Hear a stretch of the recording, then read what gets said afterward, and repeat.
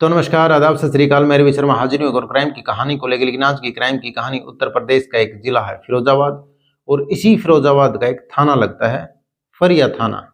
दरअसल इसी फरिया थाना क्षेत्र का एक गांव की घटना। अब 20 साल पहले एक व्यक्ति अब एक महिला से शादी करता है, लेकिन जो शख्स शादी करता है वो अब स्वास्थ्य केंद्र में एक चतुर्थ श्रेणी का कर्मचारी होता है, और जो महिला होती है वो अब उसका पति नहीं होता। उसके पति की मौत हो चुकी थी। अब उसके पास 2 बच्चे होते हैं, लेकिन अब फिर शादी करते हैं और 2 बच्चे और पैदा होते हैं। उसके बाद जैसे ही वो बच्चे बड़े होते हैं, लेकिन एक बच्चा उसकी मौत हो जाती है किसी कारणवश से।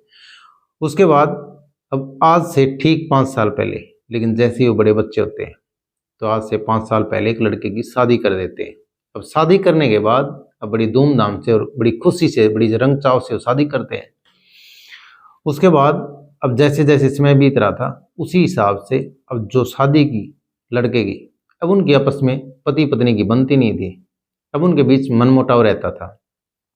उसके बाद अब एक दिन बात इतनी बढ़ जाती है, उन पति पत्नी के बीच इतना झगड़ा हो जाता है।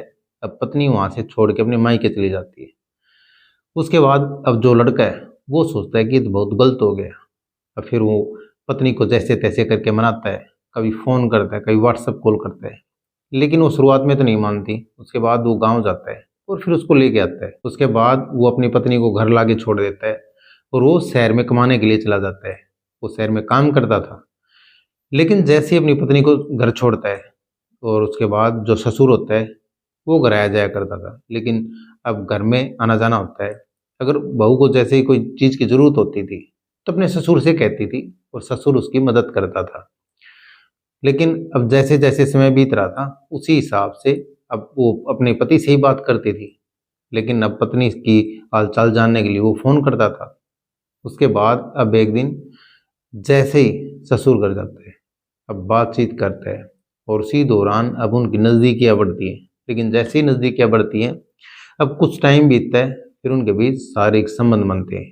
लेकिन जैसे जैसे उनका अब प्यार परवान चढ़ता है, उसके बाद अब जो उसका लड़का होता है, उन चीज़ों से अनजान था, उसको इन चीज़ों का पता ही नहीं चलता। तो वो बात करता था तो उससे खुशी खुशी बात करती थी, लेकिन उसको नहीं पता होता कि मेरी पत्नी और मेरे पिता के साथ उसके शारीरिक संबंध हैं, या फिर मेरे पिता के मेरी पत्नी के साथ ये सारे अवैध संबंध हैं।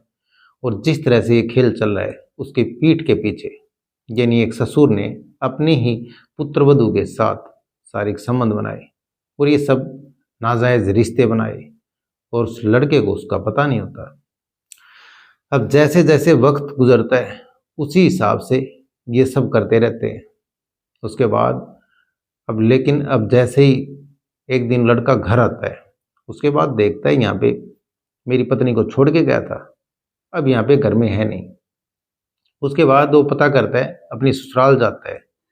अब ससुराल जाने के बाद वहाँ से पता करता है, लेकिन वो बताती है कि वहाँ से तो चली गई थी। अब वहाँ पे वो कहते हैं यहाँ से तो है नहीं। अब उसके बाद अब वो इधर उधर पता करता है, रिश्तेदारियों में फ़ोन करता है, लेकिन आस पड़ोस में सारी जगह पता करता रहता है, लेकिन उसको कुछ पता नहीं चलता। अब कुछ दिन बीतते हैं, वो फिर अब सोचता है जिस तरह से मेरी पत्नी गायब हो गई। उसके बाद वो इधर से उधर जो नज़दीकी बातचीत करता रहता है, सबसे बताता रहता है कि मेरी पत्नी मैं घर पे छोड़ के गया था, लेकिन वो है नहीं।